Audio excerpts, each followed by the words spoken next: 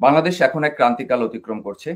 গণতন্ত্র পুনরুদ্ধার এবং জনগণের অধিকার প্রতিষ্ঠার লড়াইয়ে বাংলাদেশ আওয়ামী লীগ ও ছাত্রলীগ কিভাবে গুরুত্বপূর্ণ ভূমিকা রাখছে সেটাই আমরা আজকে বিশ্লেষণ করব। আমাদের সঙ্গে আছে বাংলাদেশ ছাত্রলীগের সভাপতি সাদ্দাম হোসেন এবং সাধারণ সম্পাদক শেখ ইনান। সাদ্দাম, ইনান, আপনাদেরকে আজকের অনুষ্ঠানে স্বাগত জানাই। প্রথমেই আমি আসলে প্রিয় দর্শক, আপনাদের কাছ থেকে যে প্রশ্নগুলো পেয়েছি সেই প্রশ্নগুলোর ভিত্তিতেই আমাদের আজকের আলোচনা সাজানো হয়েছে এবং এর পাশাপাশি যারা আগে প্রশ্ন করার সুযোগ পাননি, লাইভের মধ্যে আপনারা প্রশ্ন করতে পারবেন। তবে আগে যে প্রশ্নগুলো আমরা পেয়েছি সেই প্রশ্নগুলো থেকে আমরা আলোচনায় যাচ্ছি সরাসরি। সেটা হচ্ছে, প্রথমেই আমরা সাদ্দামের কাছে যাব। সাদ্দাম, আপনি একটু বলবেন যে প্রথমেই আমাদেরকে যে আজকে বাংলাদেশের রাজনৈতিক পরিস্থিতি সম্পর্কে, রাজনৈতিক পরিস্থিতিটাকে আপনারা কিভাবে দেখছেন, কিভাবে মোকাবেলা করছেন এবং ভবিষ্যৎ পরিকল্পনা নিয়ে সংক্ষেপে একটু যদি বলেন। বাংলাদেশের সার্বিকভাবে একটি ফ্যাসিস্ট রাষ্ট্র ব্যবস্থা প্রতিষ্ঠিত হয়েছে। আজকে মানুষের মত প্রকাশের স্বাধীনতা, রাজনৈতিক অধিকার, গণতান্ত্রিক অধিকার কোনো কিছুই নেই এবং একই সঙ্গে রাষ্ট্রীয় পৃষ্ঠপোষকতায় বাংলাদেশে এক ধরনের উগ্রবাদী কর্মকাণ্ডকে প্রশ্রয় প্রদান করা হচ্ছে। মানুষের স্বস্তি, নিরাপত্তা, আইন শৃঙ্খলা পরিস্থিতি প্রত্যেকটি ক্ষেত্রে কিন্তু একটি বিপর্যস্ত বাস্তবতা বাংলাদেশে বিরাজ করছে। আমরা মনে করি যে বাংলাদেশ একই সঙ্গে ফ্যাসিস্ট রাষ্ট্র ব্যবস্থা, একই সঙ্গে একটি ব্যর্থ রাষ্ট্র ব্যবস্থা এবং একই সঙ্গে একটি উগ্র ধর্মীয় ঝুঁকির মধ্যে বাংলাদেশ মধ্যে রয়েছে এবং সে কারণে বাংলাদেশের জনগণ ক্রমান্বয়ে গণতন্ত্রের দাবিতে হোক, সেটি মানুষের নিরাপত্তার দাবিতে হোক, সেটি সাম্প্রদায়িক সম্প্রীতির দাবিতে হোক, বাংলাদেশের মানুষ কিন্তু ক্রমান্বয়ে এই সরকারের বিরুদ্ধে ক্ষোভে ফুঁসে উঠছে। কারণ এটি বাংলাদেশের মানুষের একটি কমন ইন্টারেস্টে পরিণত হয়েছে যে এই সরকার থাকা মানেই, যেমন মুক্তিযুদ্ধকে প্রতিস্থাপিত করে রাজাকারদের দর্শনকে নিয়ে আসা, এই সরকার থাকা মানেই গণতন্ত্রকে অপ্রাসঙ্গিক করে দেয়। এই সরকার থাকা মানেই জনগণের যে ক্ষমতায়নের ধারণা রয়েছে বাংলাদেশের মানুষের, সেটিকে এক ধরনের বিচ্ছিন্ন করে দেয়া। তো এবং বিশেষ করে আমাদের তরুণদের কথা যদি আমরা বলি, যে আমাদের তরুণরা তো সবাই একটি যৌক্তিক দাবিতে আন্দোলন করেছিল, শিক্ষা, কর্মসংস্থান, মেধার ভিত্তিতে নিয়োগ প্রক্রিয়া চেয়েছিল। এবং আজকে বাংলাদেশে কি হচ্ছে? আজকে বাংলাদেশে শিক্ষা প্রতিষ্ঠান থেকেই শিক্ষা নির্বাসনে চলে গেছে। শিক্ষা প্রতিষ্ঠানগুলো উগ্রবাদী ধর্মীয় কর্মকাণ্ড পরিচালনা করার চারণভূমিতে পরিণত হয়েছে। এবং যে চাকরি, যেটি বিশেষ করে শেখ হাসিনা সরকার তরুণদের যে আস্থা অর্জন করেছিলেন, কনফিডেন্স পেয়েছিলেন, সেটি হচ্ছে যে কর্মসংস্থানের নিশ্চয়তা। বিশেষ করে সরকারি চাকরিতে মেধাভিত্তিক, যোগ্যতা ভিত্তিক নিয়োগ প্রক্রিয়া তিনি অবারিত করতে পেরেছিলেন। আজকে বাংলাদেশে কিন্তু সরকারি চাকরির বিজ্ঞাপন নেই বললেই চলে। এবং বেসরকারি খাত, বিশেষ করে কলকারখানা, ব্যবসা বাণিজ্য, অর্থনীতির যে 12টা বেজে গেছে, সে কারণে সরকারি চাকরি আর কয়জনই বা করবে? যে কারণে লেখাপড়া শেষ করে ছেলে মেয়েদের এক ধরনের বাধ্যতামূলক বাস্তবতা হচ্ছে যে সে বাধ্যতামূলক বেকারে পরিণত হবে। এই বিষয়গুলো নিয়ে ছেলে মেয়েদের মধ্যে শঙ্কা রয়েছে এবং একই সঙ্গে রাজনৈতিক বিবেচনায় আপনি ছাত্র জীবনে আপনার রাজনৈতিক মত প্রকাশ করছেন, কথা বলছেন, অধিকার প্রয়োগ করছেন, সেটির কারণে আপনি আপনার ভবিষ্যতে যে সরকারি চাকরি রয়েছে কিংবা আপনি কোথাও নিয়োগপ্রাপ্ত হচ্ছেন, সেটি এক ধরনের ভেস্তে যাওয়ার যে আশঙ্কা, সেটি কিন্তু বাংলাদেশে আজকে নতুন করে আবার এই বাস্তবতাটি তৈরি হয়েছে। তো সার্বিকভাবে আজকে ছেলেমেয়েরা একটি শঙ্কার মধ্যে রয়েছে, সাধারণ মানুষ একটা নিরাপত্তাহীনতার মধ্যে রয়েছে এবং আমরা বিশেষ করে যারা মুক্তিযুদ্ধের মূল্যবোধে গভীরভাবে বিশ্বাস করি, যারা আমরা একটা গণতান্ত্রিক বাংলাদেশ চাই, ধর্মনিরপেক্ষ মূল্যবোধ সম্পন্ন সমাজ চেতনা আমরা বাংলাদেশে প্রতিষ্ঠিত করতে চাই এবং গত 15 বছরে বাংলাদেশের যে ধারাবাহিকতা, বাংলাদেশ তো সত্যিকার অর্থেই, এটি তো দলীয় বক্তব্য নয়, বাংলাদেশ ডেভেলপমেন্ট মিরাকলে পরিণত হয়েছিল। বাংলাদেশ এক ধরনের $1 ট্রিলিয়ন ইকোনমির দিকে যাচ্ছিল। বাংলাদেশের 700 মার্কিন ডলারের মাথা পিছু আয়, 3000 মাথা পিছু আয় মার্কিন ডলারের কাছাকাছি আমরা চলে যেতে সক্ষম হয়েছিলাম। মানুষের ক্রয় ক্ষমতা বেড়েছিল, বিদ্যুৎ উৎপাদন সক্ষমতা মাত্র 40% থেকে আমরা 100%-এর কাছাকাছি আমরা চলে গিয়েছিলাম, বেশিরভাগ মানুষকে বিদ্যুৎ সক্ষমতার আওতায় নিয়ে আসা। আজকে কিন্তু সম্পূর্ণ বিপরীত অবস্থা বিরাজ করছে। ছাত্রদের কথা যদি বলি, এই সরকার এমন একটি সরকার যারা মবের কাছে আত্মসমর্পণ করে এইচএসসির মতো একটি উচ্চ মাধ্যমিক পরীক্ষা নিতেও ব্যর্থ হয়েছে। আমাদের ছোট ছোট বাচ্চারা, এই সরকারের ব্যর্থতার বলি তো আমাদের ছোট ছোট বাচ্চারা হচ্ছে। শেখ হাসিনা সরকার টানা 15 বছর 400 কোটি বই দিয়েছে, বছরের প্রথম দিনে বই উৎসব। এটি তো একটি অসাধারণ একটি রাষ্ট্রীয় সাফল্য। এটি তো আওয়ামী লীগের সাফল্য, শেখ হাসিনা সরকারের সাফল্য, এটির চেয়ে সবচেয়ে বড় কথা যে বাংলাদেশের সাফল্য। আর অথচ আজকে 700 কোটি টাকা ব্যয় বাড়িয়েছে, অথচ আজকে আমরা ফেব্রুয়ারির 1 তারিখে আলাপ করছি, বাংলাদেশের বেশিরভাগ জায়গায় কিন্তু ছোট ছোট বাচ্চারা ক্লাস 1-এ পড়ে, 2-এ পড়ে, 3-এ পড়ে, নতুন বইয়ের গন্ধ তাদের সবসময় আমোদিত করে, আনন্দিত করে, আহ্লাদিত করে। আজকে কিন্তু ছেলেমেয়েরা, ছোট ছোট বাচ্চারা আজকে বই পড়ার আনন্দ থেকে বঞ্চিত আছে। একটা ন্যূনতম বই দেওয়ার সক্ষমতা এদের নেই।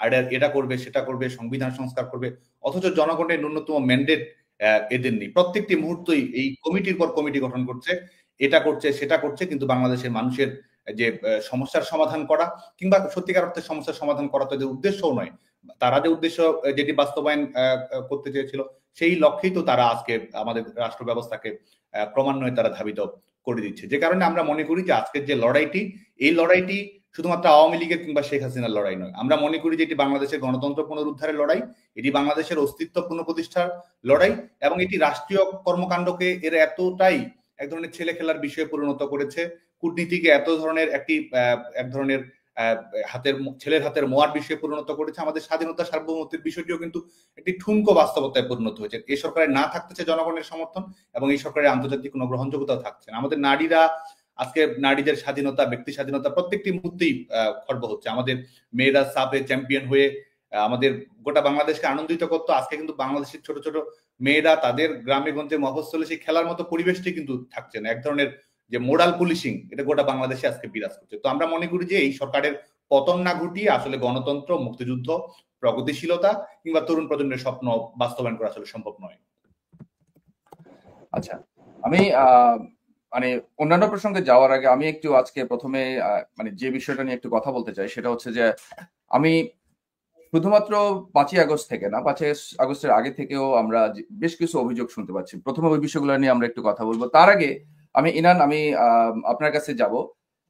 মানে আমরা সবাই জানি যে বাংলাদেশ ছাত্রলীগ কবে শুরু হয়েছে। বাংলাদেশ ছাত্রলীগ বাংলাদেশের সবচেয়ে পুরনো এবং ঐতিহ্যবাহী একটি সংগঠন, যে সংগঠনটি বাংলাদেশের স্বাধীনতা যুদ্ধের সামনে থেকে অংশগ্রহণ করে আমাদের স্বাধীনতা ছিনিয়ে এনেছে। শুধু তাই না, স্বাধীনতা পরবর্তীতে বাংলাদেশ ছাত্রলীগ বিভিন্ন আন্দোলন সংগ্রামে গণতন্ত্র পুনরুদ্ধার ও সমুন্নত রাখার লড়াইয়ে গত 76 বছর ধরে অগ্রসর ভূমিকা পালন করে আসছে। ঠিক আছে, এরপর এই ইউনূস সরকার সে ক্ষমতা দখল করার পর থেকেই হচ্ছে ছাত্রলীগ নিষিদ্ধ করে, এবং যে কোনো অবস্থাতেই হোক ছাত্রলীগ এখন পর্যন্ত সক্রিয় আছে। ঠিক আছে, এর জন্য অভিনন্দন ছাত্রলীগকে। এবং এই ভাষার মাস শুরু হওয়ার আগেও আমরা দেখেছি যে ছাত্রলীগের 2জন শহীদ হয়েছে জয় বাংলা স্লোগান লিখতে গিয়ে দেয়ালে। এই অবস্থায় আপনারা কিভাবে কর্মসূচি চালিয়ে যাচ্ছেন? আমি একটু সরাসরি এটা একটু আপনার কাছে প্রশ্নটা ছুড়ে দিই, তারপরে আমরা অন্যান্য প্রসঙ্গগুলোতে যাব। জি, ধন্যবাদ আপনাকে, অসংখ্য ধন্যবাদ, এবং আপনার মাধ্যমে যারা আমাদের এই অনুষ্ঠানটি দেখছেন তাদের সকলকে ভাষার মাসের রক্তিম শুভেচ্ছা। দেখুন, আজকে এমন একটি সময় আমরা কথা বলছি যখন দেশে বাক স্বাধীনতা বলতে আসলে কিছুই অবশিষ্ট নেই। এমন একটি সময় আমরা কথা বলছি যখন দেশে আইনের শাসন বলতে কিছুই অবশিষ্ট নেই। এমন একটি সময় দাঁড়িয়ে আমরা কথা বলছি যখন দেশে শিক্ষার অধিকার বলতে আসলে কিছুই আর অবশিষ্ট নেই। আমি আপনার কথার সাথে প্রাসঙ্গিক রেখেই বলতে চাই, গত ৭৬-৭৭ বছরের পথ চলায় এই দীর্ঘ সময়ে বাংলাদেশ ছাত্রলীগকে বিভিন্ন সময় দাবিয়ে রাখার জন্য, দমিয়ে দেওয়ার জন্য নানান অপচেষ্টা হয়েছে। পাকিস্তান পিরিয়ডে সেই জালিম সরকার আমাদের এই সংগঠনকে নিষিদ্ধ করেছিল, ব্যান করেছিল, কিন্তু তারা কিন্তু নিষিদ্ধ করে আমাদের থামিয়ে রাখতে পারেনি। জাতির পিতা বঙ্গবন্ধু শেখ মুজিবুর রহমানের নিজ হাতে গড়া এই সংগঠনটি সকল প্রতিবন্ধকতার বেড়াজালকে ছিন্ন করে ৭১-এর মহান স্বাধীনতা যুদ্ধে এই জাতিকে, এই দেশকে নেতৃত্ব দিয়ে দেশমাতৃকাকে লাল সবুজের পতাকা এনে দিয়েছিল ৩০ লক্ষ শহীদের রক্তের বিনিময়ে। ৭৫ পরবর্তী সময়ে ৯১ পর্যন্ত দেশে গণতান্ত্রিক নির্বাচন হওয়া পর্যন্ত বাংলাদেশ ছাত্রলীগই শেখ হাসিনার নেতৃত্ব দিয়ে এদেশে গণতন্ত্রকে কায়েম করেছে। ৯৬-তে সেই অবৈধ নির্বাচনকে বাতিল করার জন্য বাংলাদেশ ছাত্রলীগ নেতৃত্ব দিয়েছে। ২০০১ থেকে ৬ সময় দেশকে যখন জঙ্গিবাদী একটি রাষ্ট্রে পরিণত করার নীল নকশা আমরা দেখেছি, এই ছাত্রলীগই কিন্তু অসাম্প্রদায়িক বাংলাদেশের মুখপাত্র হয়ে কথা বলে, রাজপথে লড়াই করে, সংগ্রাম করে আওয়ামী লীগ, ছাত্রলীগ, যুবলীগের ২১,০০০ নেতাকর্মীর জীবনকে বিলিয়ে দেওয়ার মাধ্যমে এই দেশকে পুনরায় শেখ হাসিনার নেতৃত্বে একটি সুন্দর সাফল্যময় রাষ্ট্রের সোপানে নিয়ে যাওয়ার জন্য কাজ করেছে। এখনো আমরা দেখছি ছাত্রলীগকে নিয়ে ষড়যন্ত্র অব্যাহত রয়েছে। এই খুনি, জালিম, জুলুমকারী, অবৈধ, অসাংবিধানিক, অগণতান্ত্রিক, জঙ্গিবাদী, ফ্যাসিস্ট, উপমায় মানে তকমা দিয়ে শেষ করা যাবে না, এতটা জঘন্য এই সরকার, জবরদখল করে ক্ষমতা দখলকারী তারা ছাত্রলীগকে নিশ্চিহ্ন করার জন্য নিষিদ্ধ নামক একটি খেলায় মেতেছেন। কিন্তু আপনার কথার মধ্যে আমার উত্তর রয়েছে, এরপরও ছাত্রলীগ কর্মসূচি চালিয়ে যাচ্ছে। হ্যাঁ, এটাই ছাত্রলীগের শক্তি, দিস ইজ দ্য পাওয়ার।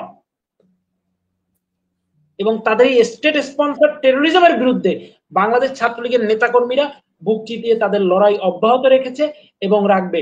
আজকে আমাদের প্রত্যেকটি কর্মী সংগঠনের শীর্ষ নেতায় পরিণত হয়েছে। আমি সেলুট জানাই আপনার এই অনুষ্ঠানের মাধ্যমে আমার সেই সকল নেতাকর্মীদেরকে যারা এই দুঃসময় যে যেভাবে পারছে প্রতিরোধের স্পৃহা হৃদয় নিয়ে এই অবৈধ সরকারের বিরুদ্ধে রুখে দাঁড়াচ্ছে, কথা বলছে।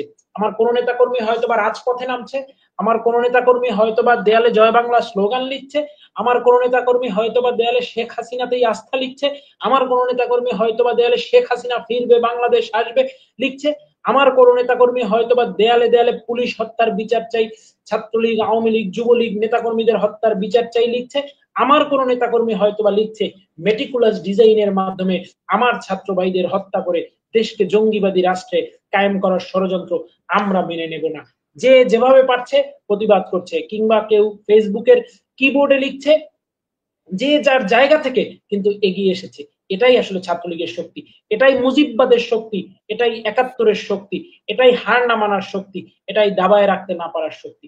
এবং এই শক্তিতে বলিয়ান হই আমি বিশ্বাস করি ছাত্রলীগের নেতাকর্মীরা যুগে যুগে, কালে কালে, সময় সময়, স্রোতের বাঁকে বাঁকে এই দেশকে, এই জাতিকে সব সময় আলোর পথ দেখিয়েছে।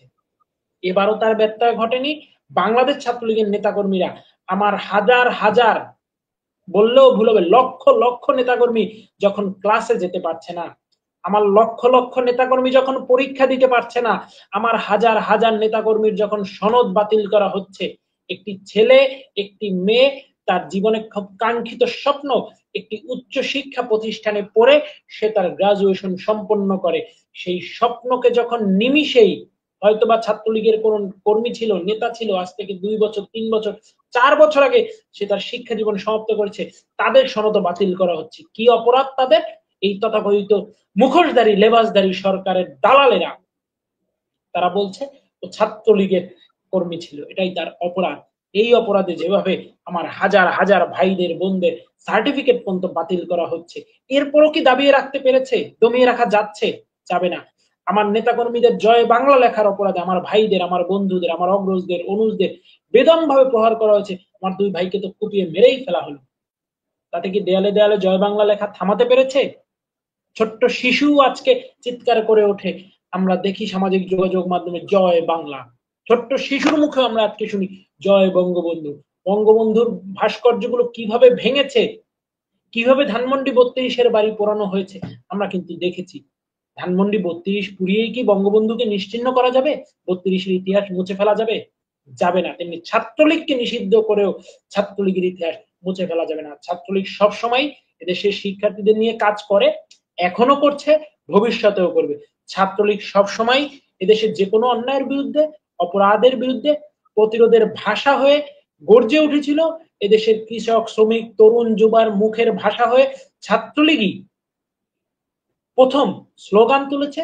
এবারও ছাত্রলীগ সেই ধারা অব্যাহত রেখেছে এবং আমি অবনত মস্তকে, কৃতজ্ঞ চিত্তে আমার ছাত্রলীগের সেই সব নেতাকর্মী ভাইদেরকে সেলুট জানাই, শ্রদ্ধা জানাই, সালাম জানাই, যারা এই দুঃসময়েও আমার এই সংগঠনের ঝান্ডা বহন করে চলেছে।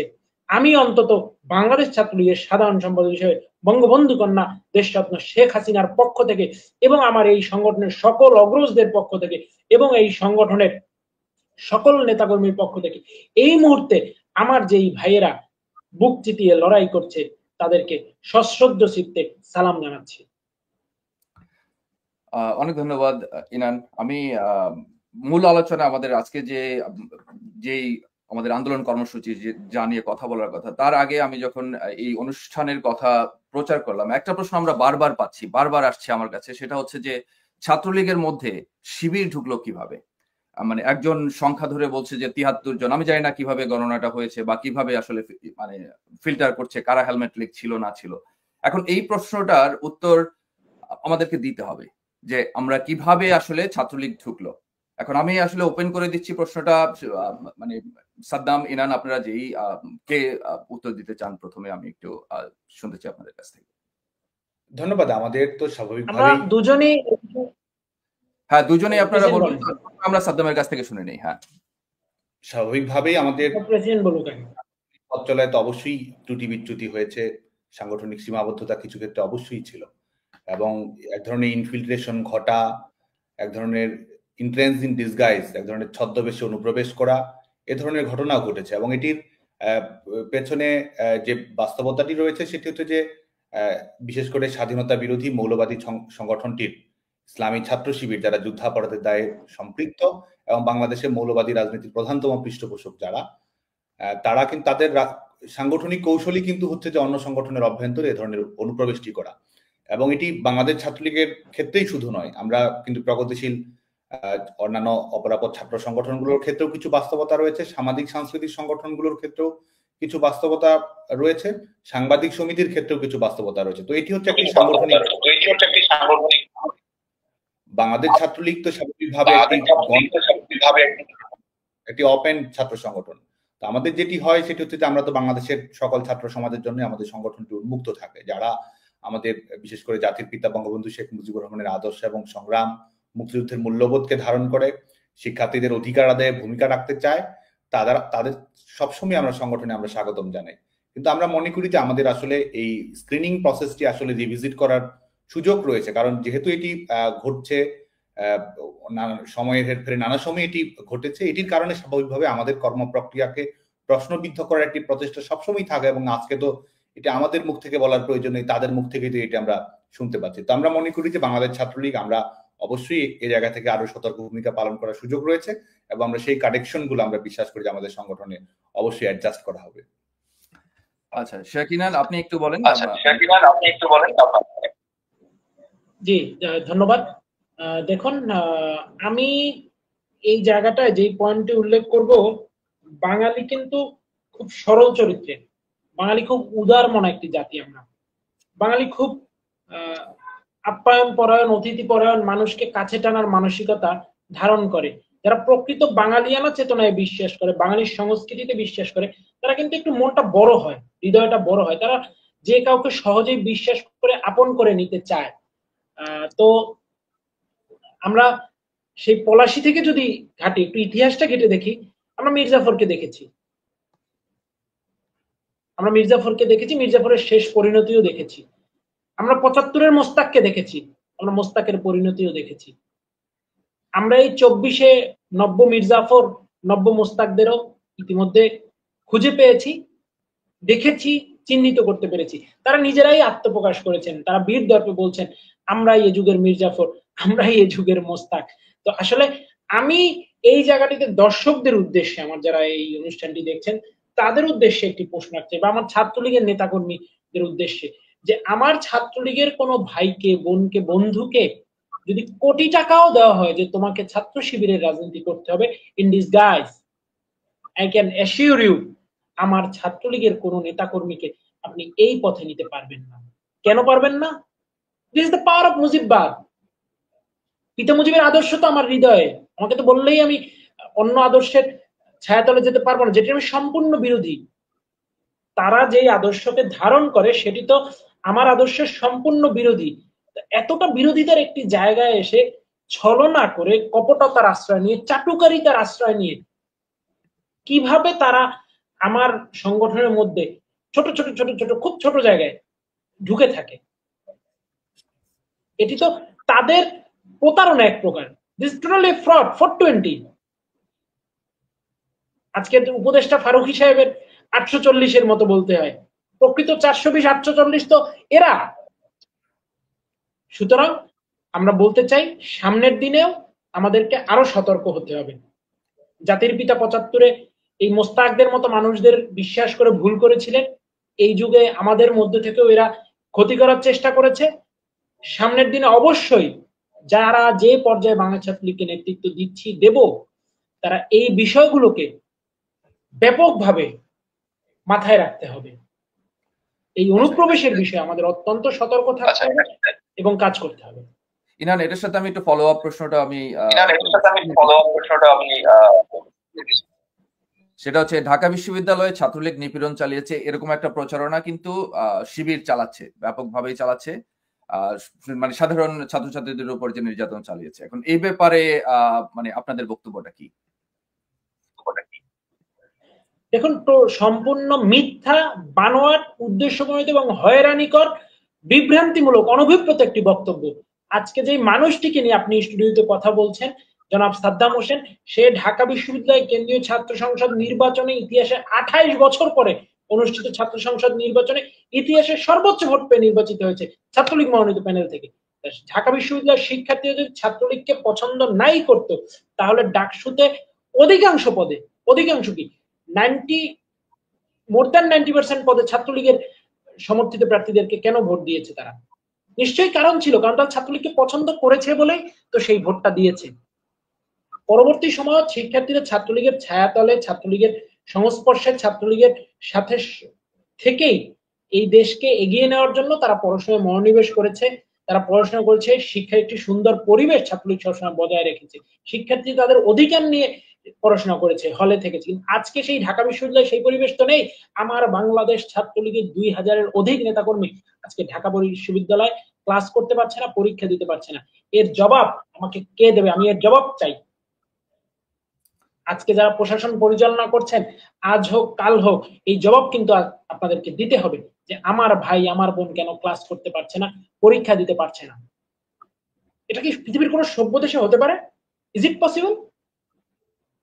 বাংলাদেশের সংবিধান 30 লক্ষ শহীদের রক্তের বিনিময়ে অর্জিত আমার 72-এর যে সংবিধান, সেই সংবিধানে স্পষ্ট উল্লেখ রয়েছে শিক্ষা তো একটি মৌলিক অধিকার ভাই।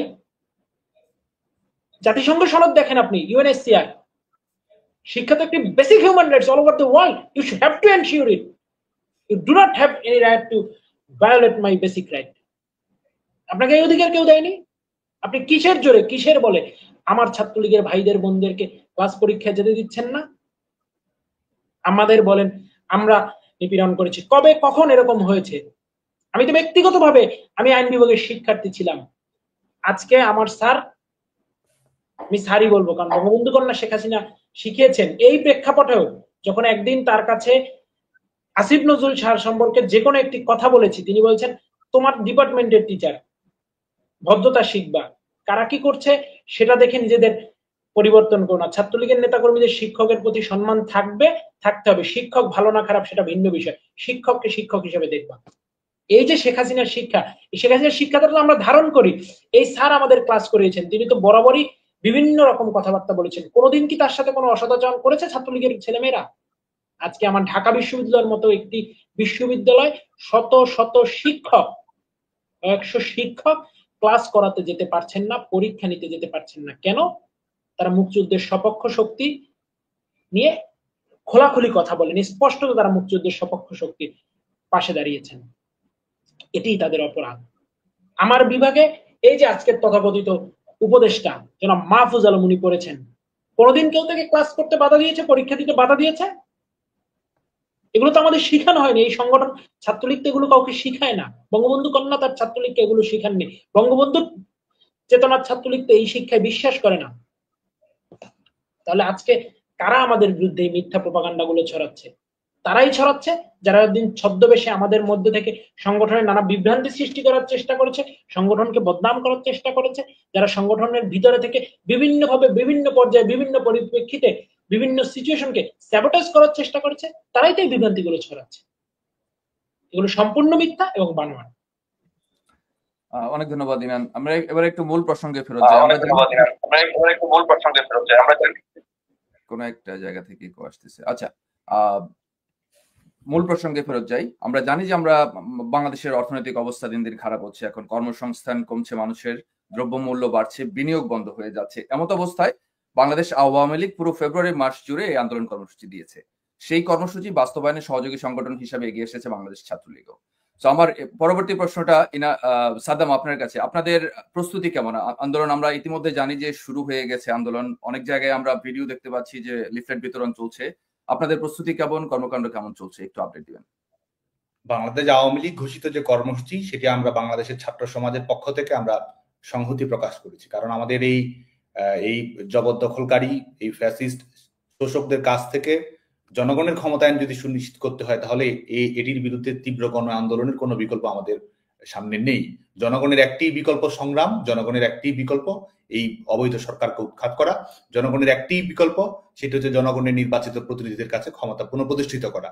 তো সেই লক্ষ্যে আমরা কাজ করছি এবং আমরা বিশ্বাস করি, বিশেষ করে যেহেতু বাংলাদেশ আওয়ামী লীগের যে কর্মসূচিগুলো দেওয়া হয়েছে, যে দফাগুলো দেওয়া হয়েছে, দাবিগুলো দেওয়া হয়েছে, এটি সত্যিকার অর্থে বাংলাদেশের মানুষের মনের দাবি। বাংলাদেশের মানুষ তাদের নিত্য জীবনে প্রত্যেকটি মুহূর্তে যেসব সংকট মোকাবেলা করছে, যেসব ক্রাইসিসে তারা থাকছে, ছেলেমেয়েরা যেসব সংকটের মুখোমুখি আছে, সেগুলোকেই কিন্তু বাংলাদেশ আওয়ামী লীগ অ্যাড্রেস করার চেষ্টা করেছে। এবং আমরা বাংলাদেশ ছাত্রলীগের পক্ষ থেকে আমরা যে যুগপৎ কর্মসূচি ঘোষণা করা হয়েছে সেটি আমরা সেই কর্মসূচিগুলো পালন করে যাচ্ছি। এবং যে অর্থনৈতিক বিষয়টি আপনি শুরুতেই বললেন, তো সার্বিকভাবে আমাদের শেখ হাসিনা আমাদের $1 ট্রিলিয়ন ইকোনমির স্বপ্ন দেখিয়েছিলেন এবং স্মার্ট বাংলাদেশ বিনির্মাণের মাধ্যমে আমরা সেদিকেই যাচ্ছিলাম। অথচ এই আজকে 5 আগস্ট পরবর্তী বাস্তবতায় বাংলাদেশে নতুন করে দারিদ্র সীমার আওতায় আরো 1 কোটি মানুষ এখানে নতুন করে সম্পৃক্ত হয়েছে। সোশ্যাল সেফটি নেটের আওতায় আমাদের প্রিয় নেত্রী বঙ্গবন্ধু কন্যা দেশরত্ন শেখ হাসিনা কয়েক কোটি মানুষকে এই সামাজিক সুরক্ষা খাতের আওতায় নিয়ে এসেছিলেন। আজকে কিন্তু সবগুলো এই যে রাষ্ট্রীয় কল্যাণধর্মী যে রাষ্ট্র ব্যবস্থা শেখ হাসিনা গড়ে তুলেছিলেন, ওয়েলফেয়ার ইকোনমি যেভাবে তিনি গড়ে তুলেছিলেন, সেটি কিন্তু আজকে এক ধরনের বিপর্যস্ত হয়েছে।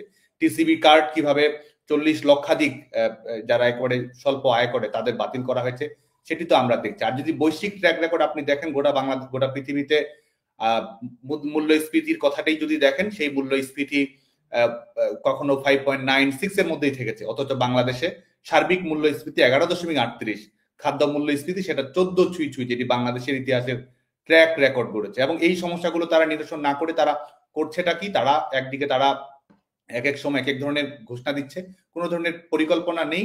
এবং সর্বশেষ আমরা দেখলাম যে ভ্যাট ট্যাক্স সেটি বাড়িয়ে দেওয়া হলো 15% করে। এবং আপনি ফোনে কথা বলবেন, সেটি আওতায় আসছে। আপনি বাজারে গিয়ে কোনো কিছু কিনবেন, সেটি এই ভ্যাট ট্যাক্সের আওতায় আসছে। তারা এইদিকে ভ্যাট ট্যাক্স বাড়িয়ে দিচ্ছে, জনগণের পকেট থেকে রাষ্ট্রীয় কোষাগারের টাকা নিচ্ছে।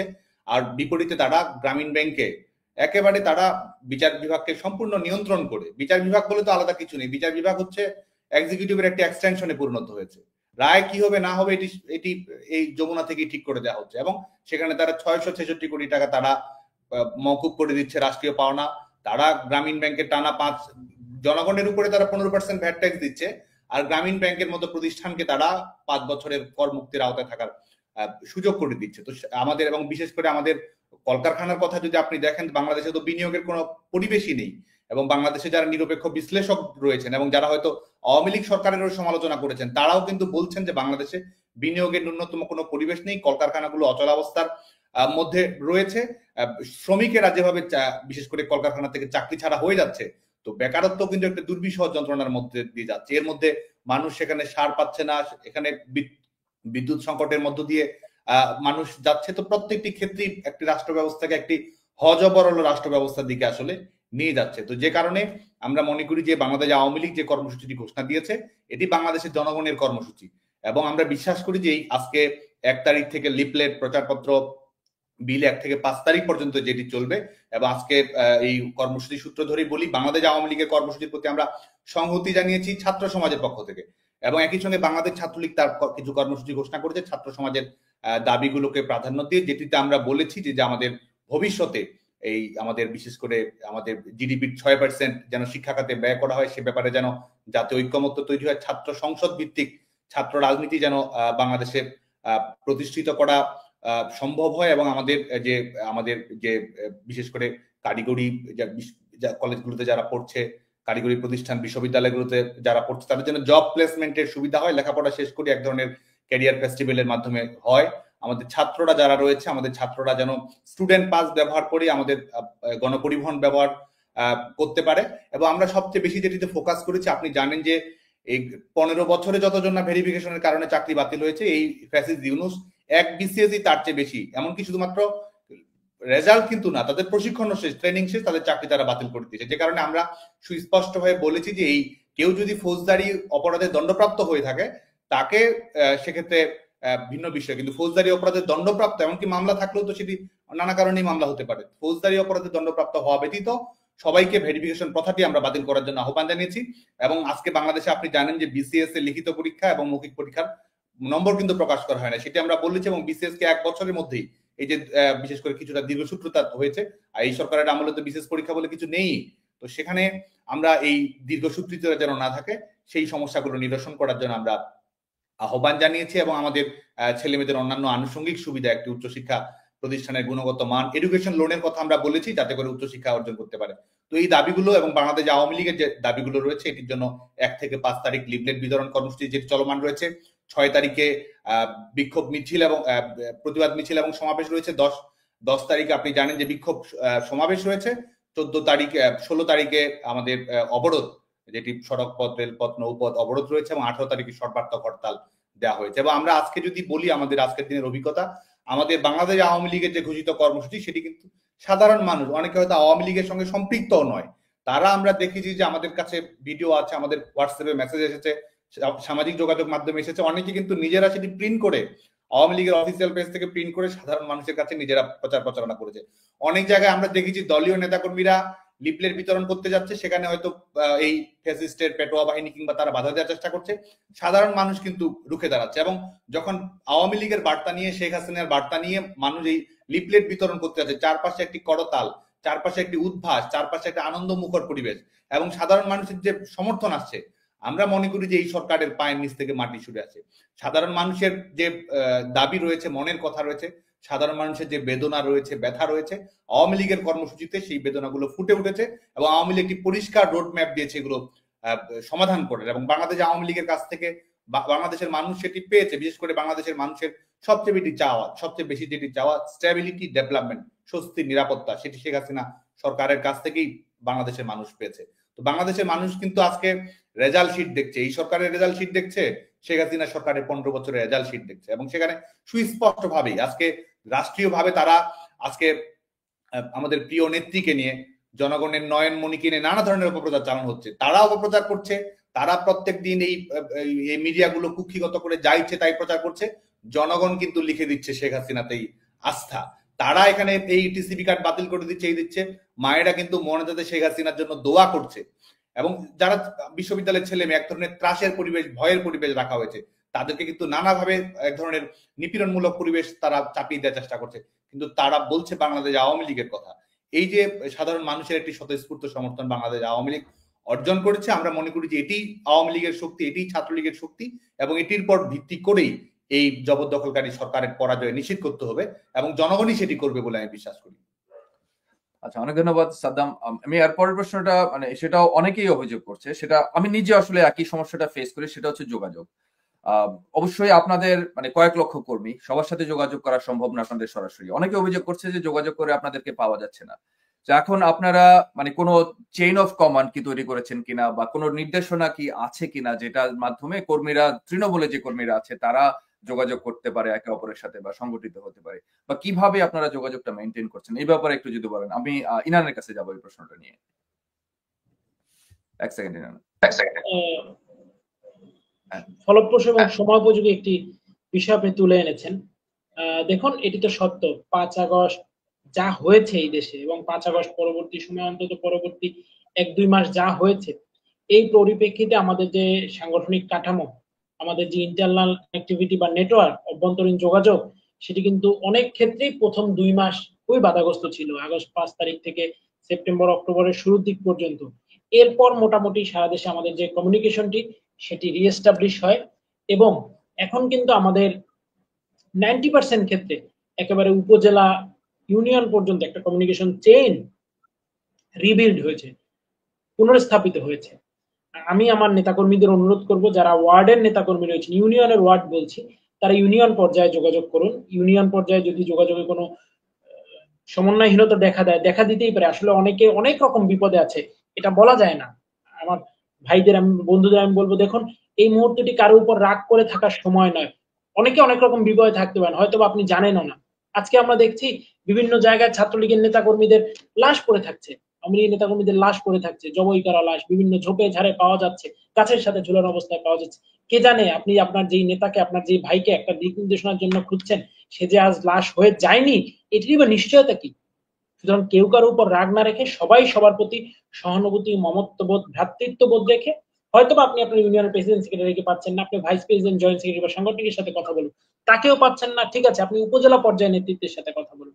ইউনিয়ন থেকে উপজেলা পর্যায়ে কমিউনিকেশন গ্যাপ হলে জেলা পর্যায়ে কথা বলুন। জেলা থেকে কেন্দ্রীয় নেতৃবৃন্দ, আমাদের দায়িত্বপ্রাপ্ত যারা রয়েছেন তাদের সাথে যোগাযোগ করুন, অথবা জেলা পর্যায় পর্যন্ত সরাসরি প্রেসিডেন্ট এবং আমার নিয়মিত, একেবারেই নিয়মিত যোগাযোগ হচ্ছে জেলা, মহানগর, বিশ্ববিদ্যালয় পর্যায় পর্যন্ত। এর বাইরে বিভিন্ন জায়গায়, কয়েকশো উপজেলায়, আমাদের তো প্রায় ১,৫০০ উপজেলা মর্যাদার সংগঠন, উপজেলা, পৌর, কলেজ, এই ধরনের ইউনিট, সেই পর্যন্তও কিন্তু আমাদের মোটামুটি একটা নিয়মিত কম বেশি যোগাযোগ হয়েছে, হচ্ছে। তো তারপরও যদি যে কারো জায়গা থেকে কমিউনিকেশনে গ্যাপ মনে হয়, সে সরাসরি যোগাযোগ করতে পারে। অন্যথায় আমাদের যে সাংগঠনিক চেইন রয়েছে সেটি রিএস্টাবলিশ হয়েছে। হয়তোবা কেউ নিরাপত্তাজনিত কারণে নাম্বার পরিবর্তন করেছে, আপনার কাছে না থাকলে আপনার পাশের ইউনিয়নের কোনো বন্ধুর কাছে আছে। কেউ জেলা পেন্সিলের নাম্বার খুঁজছেন, পাচ্ছেন না, সে তার পাশে, আপনার ইউনিয়নে হয়তো বা কারো কাছে নাম্বারটি এখনো পৌঁছেনি, আপনি আপনার পাশের ইউনিয়নে যোগাযোগ করুন, অবশ্যই আপনি পেয়ে যাবেন। অধিকাংশ জায়গায় আমাদের যারা ইউনিট প্রধান রয়েছে তারাও পুনরায় আবার অ্যাক্টিভ হয়েছেন এবং সংযোগটি স্থাপন করেছেন। আমাদের যে চেইনটি, সাংগঠনিক কাঠামোর নেটওয়ার্কটি, আমাদের তো কয়েক মিলিয়ন নেতাকর্মী, এই মিলিয়ন মিলিয়ন নেতাকর্মীর মধ্যে আমাদের যে কাঠামো বা ডেকোরাম বা চেইন ছিল, সেটি স্রষ্টার পরম কৃপায় আবার আমরা পুনরস্থাপিত করতে পেরেছি। এবং বঙ্গবন্ধু কন্যা দেশরত্ন শেখ হাসিনার যে নির্দেশনা ছিল, তার যে ডিরেকশন ছিল, এবং এমনকি আমরা খুব অবাক হয়েছি, আসলেই চোখে জল চলে আসছে, চোখে পানি চলে আসছে, আমি দুঃখিত। মানে বঙ্গবন্ধু কন্যার কর্মী হতে পেরেছি। তিনি 5 আগস্ট থেকে পুরো আগস্ট মাস জুড়ে আমি এবং প্রেসিডেন্ট কিন্তু আসলে কমিউনিকেশনের বাইরে ছিলাম নিরাপত্তা জনিত কারণে। তিনি অনেক জেলা, উপজেলা, ইউনিয়ন পর্যায়ে নিজে যোগাযোগ করেছেন, ছাত্রলীগ প্রেসিডেন্সির জায়গায় কিংবা আমাদের কেন্দ্রের জায়গায় তিনি নিজে কথা বলেছেন। তিনি নিজে নেতাকর্মীদের মনোবল চাঙ্গা করেছেন, তাদের সমস্যা অসুবিধা নিয়ে কথা বলেছেন। সত্যি আমরা গর্বিত, আমরা বঙ্গবন্ধু কন্যা শেখ হাসিনার কর্মী। সত্যি আমরা গর্বিত, আমরা এমন একটি সংগঠনের সভাপতি, সাধারণ সম্পাদক হিসেবে দায়িত্ব পালন করছি, যেই সংগঠনের নেতাকর্মীরা প্রত্যেকেই অন্য যে কোনো সংগঠনের শীর্ষ নেতৃত্বের থেকে অনেক বেশি যোগ্যতা সম্পন্ন, অনেক বেশি সাহসী। এটি আমাদের জন্য অত্যন্ত আনন্দের। সাদ্দাম, এরপর প্রশ্নটা, আচ্ছা, ইনানের মাইকে মনে হয় একটু সমস্যা হচ্ছে। আচ্ছা, যাই হোক, আমি ইনান, আমি আপনাকে মিউট করে রাখছি, যখন আপনি কথা বলবেন আপনার কাছে যাবো। সাদ্দাম, এরপর প্রশ্নটা আপনার কাছে। সো আমরা মানে দেখলাম যে ক্ষমতা গ্রহণ করার পরে প্রথমেই হচ্ছে ইউনূস সাহেব যেটা করলেন যে ছাত্রলীগ নিষিদ্ধ করেন। সো আমার কথা হচ্ছে যে ছাত্রলীগকে এত ভয় কেন? আপনার কেন মনে হয়, কেন ছাত্রলীগকে এত ভয় পায়? ছাত্রলীগ এখনো মাঠে আছে, আমরা দেখতে পাচ্ছি, সক্রিয় আছে, এটাই কি কারণ? বা আজকে যে কর্মসূচি হলো, আমরা দেখতে পাচ্ছি যে অসংখ্য ভিডিও আসছে। এখন এই ব্যাপারে যদি আজকের বিষয় একটু স্পষ্ট আমাদেরকে একটু আপডেট দেন। আর হচ্ছে যে ছাত্রলীগকে ভয় পায় কেন, মানে ভয় পাওয়ার কারণটা কি? আপনাদের স্ট্রেংথটা কোথায়? কেন ইউনূস এত ভয় পায় ছাত্রলীগকে? ফ্যাসিস্ট ইউনূস তো ফ্যাসিস্ট ইয়াহিয়ার পথেই হেঁটেছে। আর আমরা মনে করি যে এই যে অবৈধ সরকার, যাদের জনগণের কোনো ম্যান্ডেট নেই, কোনো গণরায় নেই, কোনো সাংবিধানিক ধারাবাহিকতা নেই, জবরদখল করে ক্ষমতা কুক্ষিগত করে রেখেছে, তাদের এই যে অগণতান্ত্রিক শাসন ব্যবস্থা, এটির নিরাপত্তা, এটির সেফটি নিশ্চিত করার জন্যই তারা বাংলাদেশ ছাত্রলীগকে নিষিদ্ধ করার প্রহসন মন্তস্থ করেছে। কারণ তারা চায় যে তাদের যে অগণতান্ত্রিক ক্ষমতা, এটি যেন প্রশ্নহীনভাবে বাংলাদেশে পরিচালিত করা যায়। এবং তাদের যে পরবর্তী এজেন্ডাগুলো রয়েছে, যে মৌলবাদী কর্মকাণ্ডগুলোকে তারা পৃষ্ঠপোষকতা প্রদর্শন করছে, সেই বিষয়গুলো যেন নির্বিঘ্নে পরিচালনা করা সম্ভব হয়, সেটিও কিন্তু তাদের আরেকটি লক্ষ্য। এবং আমরা জানি যে এই জুলাই আগস্টের হত্যাকাণ্ডগুলোর সঙ্গে সম্পৃক্ততা কাদের, এটি কিন্তু আজকে বাংলাদেশের যারা নিরপেক্ষ বিশ্লেষক, যারা হয়তো আওয়ামী লীগের সমালোচক, ছাত্রলীগের সমালোচক, তাদের আলাপ আলোচনা, তাদের জবানবন্দিতেই ফুটে আসছে। এবং এটির জন্য সবচেয়ে বড় প্রমাণ কিন্তু সরকারের দেয়া বিজ্ঞাপন, সরকারের দেয়া প্রজ্ঞাপন, যে সরকার সেখানে বলছে তারা ইন্ডেমনিটি জারি করেছে। বঙ্গবন্ধুর হত্যাকারীদের মুক্তি দেওয়ার জন্য যেমন ইন্ডেমনিটি দেওয়া হয়েছিল, আজকে সেই ধারাবাহিকতায় আজকে এই জবরদখলকারী ইউনূস, তিনি আজকে এই ইন্ডেমনিটি দিয়েছে এবং ইন্ডেমনিটি দিয়ে বলেছে যে আপনি এই হত্যাকাণ্ডগুলোর সঙ্গে যারা সম্পৃক্ত এই সময়ের মধ্যে, তাদেরকে আইনের আওতায় নিয়ে আসা যাবে না, তাদের কোনো প্রশ্ন করা যাবে না, তাদের বিষয়ে কোনো তদন্ত করা যাবে না। তো এই যে শিশু হত্যা করেছে, ছাত্রদের হত্যা করেছে, বিভিন্ন পর্যায়ে নাগরিকদের তারা হত্যা করেছে, এবং এই মেটিকুলাস ডিজাইন, যেটি তিনি নিজে বলেছেন, পরবর্তী এই সন্ত্রাসী সমন্বয়কগণ নিজেরা জবানবন্দিতে বলেছে যে তারা তাদের পরিকল্পনাটি কি ছিল, পুলিশকে তারা কিভাবে হত্যা করতে চেয়েছে, থানাগুলো তারা কিভাবে লুট করেছে, কিভাবে তাদের প্রস্তুতি ছিল। এবং 5 আগস্টের পরে যদি আপনি দেখেন যে কারাগার থেকে শীর্ষ সন্ত্রাসীদের মুক্তি দেওয়া হচ্ছে, জঙ্গিদের মুক্তি দেওয়া হচ্ছে। এই সরকার আদিবাসীদের উপরে যখন হামলা করা হয়, তখন আদিবাসীরা যখন প্রতিবাদ করে, তখন তাদের উপর হামলা করার জন্য পুলিশের কিন্তু 1 সেকেন্ডও সময় লাগে না। যখন ইফতেদিয়া মাদ্রাসির শিক্ষকেরা যখন যৌক্তিক দাবিতে আন্দোলন করে, তখন কিন্তু পুলিশের পৌঁছাতে সময় লাগে না। অথচ এই একই অবৈধ সরকার তারা কিন্তু এই শীর্ষ সন্ত্রাসী জঙ্গিরা 5 আগস্ট কারাগার থেকে রাষ্ট্রীয় পৃষ্ঠপোষকতায় মুক্তি পেয়েছে এবং তাদের ব্যাপারে কিন্তু এক ধরনের ব্ল্যাঙ্ক চেক তারা প্রদর্শন করেছে। তো এই যে হত্যাকাণ্ডের ঘটনাগুলোর ব্যাপারে বাংলাদেশের জনগণের ক্রমান্বয়ে সচেতনতা বাড়ছে, এটিকেও তারা যেন কোনো ধরনের চ্যালেঞ্জের সম্মুখীন না হয়, এটি তারা নিশ্চিত করতে চেয়েছে। এবং বিশেষ করে বাংলাদেশের তারুণ্য যারা এবং বাংলাদেশ ছাত্রলীগের যে সাংগঠনিক শক্তি রয়েছে, তরুণ প্রজন্মের সঙ্গে মিথস্ক্রিয়া রয়েছে, এবং এটিকেও কোনোভাবে পরাহত করা, এটিকে ভিন্ন খাতে ঠেলে দেওয়া, এটি। এবং আরেকটি লক্ষ্য হচ্ছে যে এই নিষিদ্ধ করা, একদিকে নিষিদ্ধ করেছে, বিপরীত দিকে তারা জামাত শিবিরকে এক ধরনের ওপেন স্পেস দিয়েছে, স্টেট স্পন্সর্ড এক ধরনের তাদের স্পেস তারা তৈরি করে দিয়েছে। এই বিষয়গুলো সুনিশ্চিত করার লক্ষ্য, এবং তারা যে আজকে দেশ থেকে যেভাবে এই নানা পন্থায় অর্থ লুট করা হচ্ছে, শেয়ার বাজার থেকে কেলেঙ্কারির ঘটনা ঘটছে, এবং যা ইচ্ছে তাই করার যে কর্মকাণ্ড, এই সংবিধানে হাত দিচ্ছে, এটা করছে, সেটা করছে, নিয়ম শৃঙ্খলা, আইন বিধি সমস্ত কিছু লঙ্ঘন করছে, বিচারপতিদের কিভাবে অপসারণ করা হয়েছে, বিচারপতি নিয়োগ আইন করা হয়নি, অথচ 23 জন বিচারপতিকে কিভাবে নিয়োগ করা হয়েছে। এই যে বিচার বিভাগকে নিয়ন্ত্রণ করা, মিডিয়াকে নিয়ন্ত্রণ করা, জবরদখল করা, প্রত্যেকটি ক্ষেত্রেই যে তাদের এই প্রবণতা, এই যে ফ্যাসিস্ট রাষ্ট্র ব্যবস্থা গড়ে তোলার যে প্রবণতা, এটিকে তারা নিরঙ্কুশ রাখতে চেয়েছে। তাদের ফ্যাসিস্ট রাষ্ট্র ব্যবস্থাকে তারা অপ্রতিদ্বন্দ্বী করতে চেয়েছে, এবং এটির কারণেই তারা এই বাংলাদেশ ছাত্রলীগের উপরেই নিষেধাজ্ঞা আরোপ করেছে, যাতে করে এটিকে নিরঙ্কুশ রাখা যায়। কিন্তু আমরা সুস্পষ্ট করে বলতে চাই যে এই বঙ্গবন্ধু যারা খুনি ছিল, তারাও হাতে রিভলভার নিয়ে 3 মাস বাংলাদেশ দৌর্দণ্ড প্রতাপে চালিয়েছে। তো এটাই এন্ড অফ হিস্ট্রি নয়, এটাই ইতিহাসের শেষ নয়। বাংলাদেশ ছাত্রলীগই শেষ কথা বলবে, এবং এই জবরদখলকারী, এই খুনি, এই দখলদার বাহিনীর পতন ঘটিয়ে গণতন্ত্রের বিজয় বাংলাদেশ ছাত্রলীগের রচনা করবে। অনেক ধন্যবাদ সাদ্দাম। এরপরের প্রশ্নটা ইনান আপনার কাছে। আমি মানে ওই সাদ্দামের কাছ থেকে কিছুটা উত্তর পেলাম। আজকের আপডেট কি? আমরা আজকে কি শুনতে পাচ্ছি? ছাত্রলীগের কর্মসূচি কিভাবে পালন করছে? একটু যদি আজকের আপডেট। জি ধন্যবাদ। আজকে তো আসলে খুবই অভূতপূর্ব সাড়া আমরা পেয়েছি ইতিমধ্যেই। আপনি ইতিমধ্যে বিভিন্ন মাধ্যমে হয়তোবা কয়েক শত প্রচারণার ভিডিও, ছবি আপনিও হয়তোবা দেখেছেন, এবং আমাদের কাছে যেই রিপোর্ট তথ্য এসেছে সারাদিনের আমাদের দায়িত্বরত নেতৃবৃন্দের মাধ্যমে আমরা এখন পর্যন্ত যা তথ্য পেয়েছি, তাতে আজকে ছাত্রলীগের নেতাকর্মীরাই, আই রিপিট, শুধু ছাত্রলীগের নেতাকর্মীরাই কয়েক হাজার স্পটে সারা দেশে অন্তত 1,500 থেকে 2,000 স্পটে তারা লিফলেট এবং প্রচারপত্র বিলি হয়েছে। এবং খুব ইন্টারেস্টিং যে ইস্যুটি হচ্ছে, সেটি হচ্ছে জনগণ খুবই আন্তরিকভাবে তাদের গ্রহণ করেছে। Public response is very high এবং খুবই আন্তরিক। এটা আমাদের জন্য খুবই আনন্দের একটি বিষয়, এবং জনগণ কিন্তু ফুঁসে উঠছে। আমাদের নেতাকর্মীরা যেখানেই গিয়েছে, তারা শুধু লিফলেটটি হাতে দিয়ে বলেছে, আমি জয় বাংলার লোক। আমাদের নেতাকর্মীরা যেখানেই গিয়েছে, তারা শুধু লিফলেটটি হাতে দিয়ে বলেছে, আমি শেখ হাসিনার লোক। অনেক জায়গায় অনেক ছবি আছে, আমি দেখে আবেগ আপ্লুত হয়ে গিয়েছি, যে হয়তোবা একজন মাছের বাজারে মাছ ব্যবসায়ী, তাকে জয় বাংলার লোক বলে যখন লিফলেটটি দেওয়া হচ্ছে, সে তার ওই হাতে মাছটি রেখে সে আমার কর্মীকে হয়তোবা জড়িয়ে ধরছে যে ভাই আমাদের বাঁচান। আজকে যে লোকটি রিক্সা চালায়, সে হয়তোবা রিক্সার সিটে বসে আমার নেতাকে, আমার কর্মীকে জড়িয়ে ধরছে। এটি কিন্তু মানুষের আবেগ, মানুষের উচ্ছ্বাস, মানুষের কণ্ঠস্বর কিন্তু বেশি দিন আর দাবিয়ে রাখা যাবে না, সুযোগ নেই। মানুষ ফুঁসে উঠছে।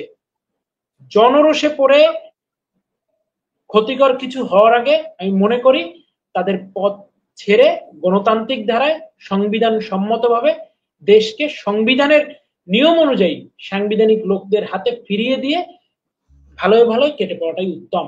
আজকে আমাদের নেতাকর্মীরা ফেব্রুয়ারি মাস জুড়ে আমাদের যে কর্মসূচি, সেই কর্মসূচির যে শুভ সূচনা করেছে, যে শুরু করেছে, যে আভাস আমরা পাচ্ছি, আমরা বিশ্বাস করি ফেব্রুয়ারি মাস জুড়ে আমাদের এই কর্মসূচি যা ঘোষিত হয়েছে শতভাগ সফল হবে। এবং আজকে ইতিমধ্যেই আপনার সামাজিক যোগাযোগ মাধ্যমে হয়তোবা পেয়েছেন যে বাংলাদেশ ছাত্রলীগের পক্ষ থেকেও কিন্তু শিক্ষার্থীদের বেশ কিছু ইস্যু সম্বলিত একটি প্রচারপত্র বা লিফলেট আমাদের এই আন্দোলন কেন্দ্রিক, সেটি কিন্তু ইতিমধ্যেই সামাজিক যোগাযোগ মাধ্যমে ব্যাপকভাবে প্রচারিত হয়েছে এবং হচ্ছে। রাত 10টা নাগাদ সেটি পাবলিশ হয়েছে এবং আগামী কয়েকদিন আওয়ামী লীগের এই প্রচারপত্র বিলির পাশাপাশি ছাত্রলীগের প্রচারপত্রটিও আমাদের নেতাকর্মীরা তাদের যথাসাধ্য যথাসম্ভব মানুষের মাঝে, জনগণের মাঝে পৌঁছে দেওয়ার চেষ্টা করবে। এবং যেহেতু 6 তারিখে আমাদের প্রতিবাদ সভা এবং মিছিল রয়েছে, আমরা তো অবশ্যই বুঝতে পারছি তারা অগণতান্ত্রিকভাবে অবৈধ উপায়ে ধরপাকড়ের অপচেষ্টা করবে। নেতাকর্মীদের সতর্কও থাকতে হবে, অবশ্যই সতর্ক থাকতে হবে। আচ্ছা, অনেক অনেক ধন্যবাদ ইনান। আমি একটু একটু একটু ভিন্ন প্রসঙ্গে যাই, যে আন্দোলনের যে কারণ, আমাদের বাংলাদেশের বর্তমানে যে অর্থনৈতিক সংকট এবং রাজনৈতিক যে অস্থিতিশীলতা চলছে, আপনি সাদ্দামের কাছে যাব। আপনি কি মনে করেন যে এটা শুধুমাত্র রাজনৈতিক অস্থিরতার ফল, নাকি এর পিছনে সামাজিক কোনো কারণও আছে, যেটা মানে আমরা শুনতে পাই যে কোচিং সেন্টার গুলো এই আন্দোলনে বিশাল ভূমিকা রেখেছে, কারণ এদের ব্যবসা বন্ধ হয়ে যাচ্ছে। এটা সরাসরি শিক্ষার সাথে জড়িত, যেহেতু শিক্ষার যে আধুনিকায়নের চেষ্টা বাংলাদেশ আওয়ামী লীগ করেছিল, এবং যে যে প্রচেষ্টা আমরা দেখেছি যে সিস্টেমটা কানাডাতে আছে, সুইডেন, নরওয়ে, ওই দেশগুলোতে দেখা যাচ্ছে, ওরকম একটা সিস্টেমকে হঠাৎ করে দেখা গেল কোচিং সেন্টারের ব্যবসা বন্ধ হয়ে যাচ্ছে এর কারণে, এবং শিক্ষকরা প্রাইভেট পড়াতে পারছেন না। মানে আমি এই প্রসঙ্গটা আনার চেষ্টা করছি, কারণ মানুষকে আসলে বুঝতেও হবে যে আসলে এই আন্দোলনের পিছনে কি কারণটা, কারা রাস্তায় নেমে এসেছিল, কারা ইন্ধন দিয়েছে। সো এই সামাজিক কারণগুলো কিভাবে ইনফ্লুয়েন্স করেছে, এটা এটা এই প্রসঙ্গে যদি আপনি একটু বলেন, সাদ্দাম। ধন্যবাদ। আমি যদি বলি তাহলে কিন্তু আমরা একটি বক্তব্য বারবার নিয়ে আসার চেষ্টা করছি যে কোটা সংস্কারের যে আন্দোলন, এই আন্দোলনে সরকার পক্ষ আন্তরিক ভূমিকা পালন করেছে। এটির একটি শিক্ষার্থীদের প্রত্যাশা অনুযায়ী সমাধান যেন হয়, সরকার সর্বোচ্চ সচেষ্ট থেকেছে। আমরা বাংলাদেশ ছাত্রলীগ ছাত্র সংগঠন হিসেবে কোটা সংস্কারের দাবিতে আমরা কর্মসূচি পালন করেছি, মন্ত্রণালয়গুলোর কাছে বক্তব্য তুলে ধরেছি, অ্যাটর্নি জেনারেল অফিসে আমরা যোগাযোগ করেছি এবং ডোর টু ডোর ক্যাম্পেইন করে শিক্ষার্থীদের মতামত আমরা সংগ্রহ করছি যে কোটা সংস্কার কিভাবে করা প্রয়োজন। এবং সেটির প্রেক্ষিতে যেহেতু এটি বিচার বিভাগীয় পর্যবেক্ষণের মধ্যে ছিল, একটি কিন্তু সমাধানও হয়েছে, যেটি আমরা বিশেষ করে আমরা সিভিল সোসাইটি, আমাদের গণমাধ্যমের বন্ধু এবং শিক্ষার্থীদেরকে আমরা মনে করিয়ে দিতে চাই। 11 জুলাই থেকে কিন্তু বাংলাদেশের সত্যিকার অর্থে কোনো কোটা কার্যকর ছিল না। যখন হাইকোর্টের রায়ের উপর স্টে অর্ডার প্রদান করা হয়, তারপর থেকে কিন্তু 11 জুলাই যে বাংলাদেশের চাকরির পরীক্ষা দিয়েছে, চাকরি পরীক্ষা আবেদন করেছে, কারো ক্ষেত্রে কিন্তু কোনো কোটা কার্যকর ছিল না। পরবর্তীতে এটিকে আপনারা তো এটি ইতিমধ্যে সবার সামনে উন্মোচিত হয়েছে। এই লাশের রাজনীতি কায়েম করা, স্নাইপার রাইফেল দিয়ে শিশুদের হত্যা করা, ছাত্রদের হত্যা করা, কিশোরদের হত্যা করা, এবং এই অভূতপূর্ব পরিবেশ পরিস্থিতি তারা তৈরি করেছে তাদের ঘোষিত মেটিকুলাস ডিজাইনের মাধ্যমে, এবং যেটির পুরস্কার হিসেবে তারা পরবর্তীতে সন্ত্রাসীদের অবমুক্তি দিয়েছে। তো আমরা মনে করি যে এই প্রেক্ষাপটটি তারা তৈরি করেছে, এটি সুপরিকল্পিত ছিল, দেশি বিদেশি ষড়যন্ত্রের অংশ এটির সঙ্গে ছিল। এবং আপনি যে কম্পোনেন্ট গুলোর কথা বলছেন, সেটি যারা সমাজের বিভিন্ন এক ধরনের ইভিল অ্যালায়েন্স গড়ে উঠেছিল বলে আমি মনে করি, কারণ এটির সঙ্গে নানা পক্ষ এটির সঙ্গে সম্পৃক্ত থেকেছে, বিশেষ করে মৌলবাদী সংগঠনগুলো, যারা হয়তো প্রকাশ্যে তারা জানে যে বাংলাদেশের মানুষ কখনই মৌলবাদীদের সমর্থন করবে না, যে কারণে তারা কিন্তু ভেগ ধরেছে, ছদ্মবেশ ধারণ করেছে। সেটি তারা হিজবুত তাহরীরের সঙ্গে সম্পৃক্ত, ইসলামী ছাত্র শিবিরের সম্পৃক্ত, তারা কিন্তু এক ধরনের সেই ভিন্ন রূপ ধারণ করে এটিকে তারা এক ধরনের মোড় দেওয়ার চেষ্টা করেছে। এবং এটির সঙ্গে আরো অনেক কম্পোনেন্ট সম্পৃক্ত রয়েছে, এবং আমি মনে করি যে এটির প্রমাণ আমরা মনে করি সময়ের সঙ্গে সঙ্গে আরো দৃশ্যমান প্রমাণ আমরা সময়ের সঙ্গে সঙ্গে অনেক বেশি পাবো, যে এটির পুরো প্রেক্ষাপটটি তারা কিভাবে তৈরি করেছে, কিভাবে বাস্তবায়ন করার চেষ্টা করেছে, সেটির অনেক প্রমাণ আমরা মনে করি যে সময়ের সঙ্গে সঙ্গে আমাদের সামনে আরো বেশি পরিষ্কার হবে। অনেক ধন্যবাদ সাদ্দাম। আমি এবার একটু মানে সরাসরি আন্দোলনের বিষয়ে আবার ফেরত আসি। সেটা হচ্ছে যে আমাদের যে আজকের যে কর্মসূচি, আপনার এই কর্মসূচি নিয়ে আমি জানি যে হ্যাঁ, আপনাদের সাথে অনেকেরই যোগাযোগ আছে। আমি ইনান, প্রথমে আপনাকে দিয়ে শুরু করি এই প্রশ্নটা। আমি জানি যে যোগাযোগ আছে অনেকের সাথে যোগাযোগ নাই। বাংলাদেশ ছাত্রলীগের যারা নেতা কর্মী আছে, তাদের জন্য আপনার কোনো নির্দিষ্ট কোনো দিক নির্দেশনা আছে কিনা, সেটা একটু যদি শেয়ার করেন। ইনানের কাছে যাব। জি দেখুন, এই ফেব্রুয়ারির কর্মসূচি তো বঙ্গবন্ধু কন্যা দেশরত্ন শেখ হাসিনার নির্দেশনা অনুযায়ী আমাদের বাংলাদেশ আওয়ামী লীগ থেকে প্রদান করা হয়েছে। তারই ফলো আপ হিসেবে বাংলাদেশ ছাত্রলীগ যেহেতু দেশের মানুষের অধিকার নিয়ে কথা বলে, শিক্ষার্থীদের অধিকার নিয়ে কথা বলে, সেক্ষেত্রে আমরাও প্রাসঙ্গিক কর্মসূচি দিয়েছি। তো এই প্রেক্ষিতে নেতাকর্মীদেরকে আমি উদাত্ত আহ্বান জানাবো, আজকে ফেব্রুয়ারির এই মুহূর্তে দাঁড়িয়ে আপনারা যেভাবে দেশের যে কি অবস্থা সেটা তো আমি, আপনি, আমরা সবাই ভালো করে জানি। এই প্রেক্ষাপটে আমাদের নেতাকর্মীরা যেভাবে আজকে কর্মসূচি শুরু করেছেন, আমি অনুরোধ করব এই স্পৃহা, এই অদম্য মনোবলকে হৃদয়ে ধারণ করে আপনারা এই ফেব্রুয়ারি মাস জুড়ে আমাদের কর্মসূচিগুলোকে সফল করবেন এবং 52 ভাষা আন্দোলনে যেভাবে আমাদের এই বাংলার সন্তানেরা, দামাল ছেলেরা নিজেদের মুখের ভাষার জন্য, মাতৃভাষার জন্য জীবনপণ লড়াই করে দাবি ছিনিয়ে এনেছেন, প্রয়োজনে আমাদেরকেও সেই পথেই হাঁটতে হবে এবং যে কোনো মূল্যে আমাদের বঙ্গবন্ধু কন্যা দেশরত্ন শেখ হাসিনার ঘোষিত এই ফেব্রুয়ারির কর্মসূচি সফল করতে হবে। তবে নেতাকর্মীদেরকে আমি এটাও বলবো, অবশ্যই আপনারা সতর্ক থাকবেন, সচেতন থাকবেন, কারণ এই অবৈধ সরকার, অসাংবিধানিক সরকার, অগণতান্ত্রিক সরকার, যেই সরকারের অধীনে দেশে আইনের শাসন বলতে কিছু নেই, সেই সরকার আপনাকে মব সন্ত্রাসের মাধ্যমে হোক কিংবা অবৈধ উপায়ে হোক আটক করে কিংবা গ্রেপ্তার করে অথবা রাস্তায় ফেলে পিটিয়ে মেরে অথবা জবাই করে অথবা আপনাকে পঙ্গু করে যে কোনো ভাবে তার হীন স্বার্থ চরিতার্থ করার চেষ্টা করবে। সুতরাং আমি নেতাকর্মীদেরকে উদাত্তভাবে আহ্বান জানাচ্ছি, আমাদের কর্মসূচি সফল করতে হবে, তবে নিজেদেরকে যতটা সম্ভব সতর্ক রাখতে হবে, সচেতন থাকতে হবে এবং নিজেদের অবস্থান সম্পর্কে কিংবা নিজেদের মুভমেন্ট সম্পর্কে অবশ্যই খুব বুঝে শুনে কথা বলতে হবে। কারণ আমরা কিন্তু ইতিমধ্যেই জানতে পেরেছি, আমরা ইতিমধ্যেই জানছি বিভিন্নভাবে, যেহেতু তারা অনেক পয়সা নিয়ে এসেছেন, মৌলবাদী শক্তির একটি বিশাল এজেন্ডা, বৈশ্বিক বিভিন্ন পক্ষের একটি বিভিন্ন রকমের বহুমাত্রিক এজেন্ডা নিয়ে তারা এই দেশে এসে ওই যে পাইরেটস অফ দি ক্যারিবিয়ান, যেমন ক্যারিবিয়ান দ্বীপপুঞ্জগুলোতে ধ্বংসযজ্ঞ চালাতো আমরা সিনেমায় দেখেছি, তারা হচ্ছেন পাইরেটস অফ দি বে অফ বেঙ্গল। আমাদের বঙ্গোপসাগরের থেকে মনে হয় যেন উঠে এসে তারা দেশটাকে দস্যুর রাজ্যে পরিণত করেছে, মবের মুল্লুকে পরিণত করেছে। সুতরাং তাদের থেকে আমাদেরকে সতর্ক থাকতে হবে, কারণ তারা পয়সা বিছিয়ে নানান ফন্দি ফিকির করে আমাদের নেতাকর্মীদেরকে নানানভাবে ট্রাপে ফেলে, নানান ষড়যন্ত্রে আবদ্ধ করে তারা কিন্তু নেতাকর্মীদের অবস্থান শনাক্ত করার কিংবা তাদেরকে ধরার অপচেষ্টা করছেন। ইতিমধ্যেই জনগণ বিভিন্ন জায়গায় প্রতিরোধ শুরু করেছেন, প্রতিরোধ করছেন, অবশ্যই সামনের দিনে এই প্রতিরোধ মহিরুহে পরিণত হবে। আমি নেতাকর্মীদেরকে আহ্বান জানাবো, যে কোনো ভাবে আপনারা আপনাদের সতর্কতা অবলম্বন করবেন, সচেতন থাকবেন, কোনোভাবেই নিজেদের অবস্থান কাউকে বলাটা আমি সমীচীন বলে মনে করি না। প্রিয়, অনেক ধন্যবাদ ইনার। প্রিয় দর্শক, আমরা অনুষ্ঠানের শেষের দিকে চলে এসেছি অলমোস্ট। আপনাদের কোনো প্রশ্ন থাকলে এখনো জানাতে পারেন, আপনারা আমি নেওয়ার চেষ্টা করব। এরপরের প্রশ্নটা আমার যাবে হচ্ছে যে আন্দোলন প্রসঙ্গে সাদ্দাম আপনার কাছে। সো বাংলাদেশের আমাদের যে বর্তমান যে পরিস্থিতি, এই পরিস্থিতিতে আপনি কি মনে করেন যে এই আন্দোলনের মাধ্যমে সরকারকে চাপে ফেলা সম্ভব বা ইতিমধ্যে সরকারকে চাপে ফেলা গিয়েছে বলে কি মনে হচ্ছে আপনার কাছে? এবং সেই সাথে দেশবাসীর প্রতি ছাত্রলীগের পক্ষ থেকে আপনি কোনো বার্তা দিতে চান কিনা, সেটা যদি একটু শেয়ার করেন। ধন্যবাদ। আমি আগের প্রসঙ্গ থেকে একটু টানি, সেটি হচ্ছে যে সামাজিক কম্পোনেন্টের যে আলোচনাটি আপনি করেছেন, যে এটির প্রেক্ষাপট, এটি আমি মনে করি যে গণতান্ত্রিকভাবে নির্বাচিত আওয়ামী লীগ সরকারকে গণতান্ত্রিকভাবে পরাজিত করার মতো ক্যাপাসিটি জনসমর্থনপূর্ণ দলেরই ছিল না, যে কারণে তারা সবসময় একটি অগণতান্ত্রিক পন্থার দিকে সবসময় একটি খুঁজছিল। এবং যে সার্বভৌমত্ব রক্ষা, সেটির ব্যাপারে আওয়ামী লীগের যে কম্প্রোমাইজ না করা এক ধরনের আপোষহীন মনোভাব, এটিও হয়তো কোনো না কোনো ভাবে দেশি বিদেশি ষড়যন্ত্রকারীদেরকে উৎসাহিত করেছে। আর আওয়ামী লীগ হচ্ছে একই সঙ্গে ধর্মনিরপেক্ষ মূল্যবোধ এটির এবং প্রগতিশীল রাষ্ট্রভাবনা, এই যে লিবারেল চিন্তাভাবনাগুলো রয়েছে, সেটির একটি বড় রক্ষা কবচ হচ্ছে আওয়ামী লীগ, শেখ হাসিনা সরকার।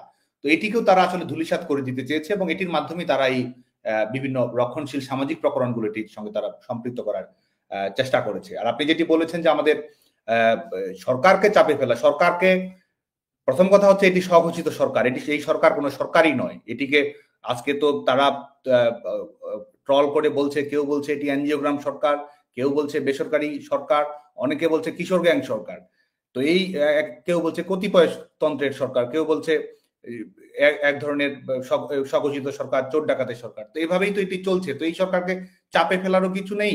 আমরা মনে করি যে এই সরকারকে বিদায় করাই একমাত্র পন্থা হতে পারে।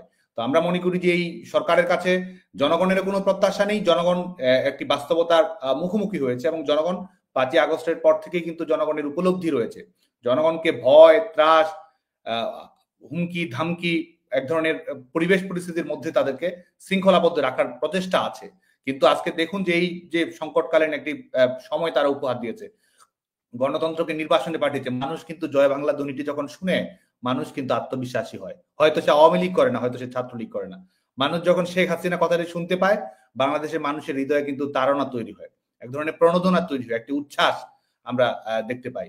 তো আমরা বিশ্বাস করি যে এই লক্ষ্যেই, কারণ আমাদের গণতন্ত্রকে যদি আমরা নিরাপদ করতে চাই, জাতীয় সার্বভৌমত্ব স্বাধীনতাকে যদি আমরা নিরাপদ করতে চাই, বাংলাদেশের যে স্থিতিশীলতা এবং যে অর্থনৈতিক অগ্রগতি এবং ভবিষ্যতে অসংখ্য সম্ভাবনার দুয়ার যদি আমরা বাংলাদেশে উন্মোচিত করতে চাই, তাহলে কিন্তু এই সরকারের, এই অবৈধ সরকারের বিদায় নেওয়ার কোনো বিকল্প আমাদের সামনে নেই। এটি বাংলাদেশের তরুণ প্রজন্ম বা আমাদের ভবিষ্যৎ, আমাদের প্রজন্মের ভবিষ্যৎ, এবং আমরা যে ধরনের গণতান্ত্রিক দেশ রাষ্ট্র ব্যবস্থা আমরা চাই, সমাজে প্রতিষ্ঠানে রাষ্ট্রীয়ভাবে আমরা যেটি চাই, প্রত্যেকটি ক্ষেত্রেই কিন্তু এই সরকার আমাদের জন্য একটি আতঙ্ক। এবং আরেকটি আতঙ্ক সেটি হচ্ছে গোটা পৃথিবীর জন্য যেটি বাস্তবতা, এবং যেটি আমরা মনে করি যে আঞ্চলিক শান্তি এবং স্থিতিশীলতার জন্য হুমকি, সেটি হচ্ছে যে রাষ্ট্রীয়ভাবে আজকে এখানে উগ্রবাদী কর্মকাণ্ড পরিচালিত করার সুযোগ দেওয়া হচ্ছে। এক ধরনের ধর্মীয় অভ্যুত্থানের প্ল্যাটফর্ম কিন্তু অঘোষিতভাবে তৈরি হয়ে রয়েছে। তারা এই সরকারের ভেতরে এক ধরনের ডিপ স্টেট তারা গড়ে তুলেছে, এবং যেটি তারা নানা ধরনের প্রকরণ ব্যবহার করে সামনের দিকে কিন্তু আজকে হয়তো জনগণের প্রতিবাদের কারণে অনেক কিছু তারা বলছে না, কিন্তু তাদের মূল লক্ষ্য কিন্তু বাংলাদেশকে ভিন্ন খাতের দিকে নিয়ে যাওয়া, একটি মৌলবাদী রাষ্ট্রের দিকে তারা পরিণত করতে চাওয়া। তো এই কারণেই আমরা মনে করি যে আমাদের এই সরকারকে হটাতে হবে, এই সরকারকে বিদায় করতে হবে। এটি বাংলাদেশের জনগণের এক দফা, এটি বাংলাদেশের জনগণের একমাত্র দাবি। তো সেই লক্ষ্যে ধাপে ধাপে আন্দোলন কর্মসূচি তৈরি হচ্ছে, এবং বাংলাদেশ আওয়ামী লীগ যে সময়োচিত কর্মসূচি গ্রহণ করেছে, এটি আমরা মনে করি যে জনগণকে আর জনগণই বাংলাদেশ আওয়ামী লীগের কর্মসূচিকে এগিয়ে নেবে। আজকে আওয়ামী লীগের নেতাকর্মীদের উপর নির্যাতন চাপিয়ে দেওয়া হচ্ছে, যতই তারা জুলুম চাপিয়ে দিচ্ছে, ছাত্রলীগ আওয়ামী লীগের কর্মীরা আরো বেশি প্রতিরোধী হচ্ছে। যতই তারা নির্যাতন নিষ্পেষণ করছে, আমাদের ঐক্য আরো তারা তত বেশি শক্তিশালী হচ্ছে। বাংলাদেশকে তো তারা একটি বৃহত্তর কারাগারে পরিণত করেছে। তো পেছনে দেয়ালে তো আমাদের পিঠ ঠেকে গেছে, যে কারণে আমাদের কেবল একটি রাস্তা রয়েছে, সেটি হচ্ছে সম্মুখে অগ্রবর্তী হওয়া। সে কারণেই বাংলাদেশের সমস্ত ছাত্র সমাজকে আহ্বান জানাবো, গণতন্ত্রকামী মানুষকে আহ্বান জানাবো, বাংলাদেশে যারা একটা ইতিবাচক রাজনৈতিক পরিবেশ দেখতে চায়, গণতান্ত্রিক বিকাশ যারা বাংলাদেশে দেখতে চায়, তাদের সবার প্রতি আহ্বান জানাবো, এবং বিশেষ করে আমাদের যারা বাংলাদেশ ছাত্রলীগের কর্মী রয়েছে সবার প্রতি আহ্বান জানাবো যে আমাদের এই লড়াইয়ে লড়তে হবে, এই লড়াইয়ে আমাদেরকে বিজয়ী হতে হবে। আমরা যেন সবাই মনে রাখি যে আমাদের পরিবারের নাম হচ্ছে জয় বাংলা, আমাদের স্বজনের নাম হচ্ছে শেখ হাসিনা, আমাদের পিতার নাম বঙ্গবন্ধু, আমাদের জীবনের নাম সংগ্রাম, এবং আমাদের লক্ষ্যের নাম বিজয়। এবং সেই বিজয়টি হচ্ছে এই দখলদার বাহিনীর পরাজয় ঘটিয়ে গণতন্ত্রকে মুক্ত করা। এবং তারা যে রিসেট বাটন কথা বলেছে, তাদের রিসেট বাটন নয়, আমরা রিস্টোর ডেমোক্রেসি করব।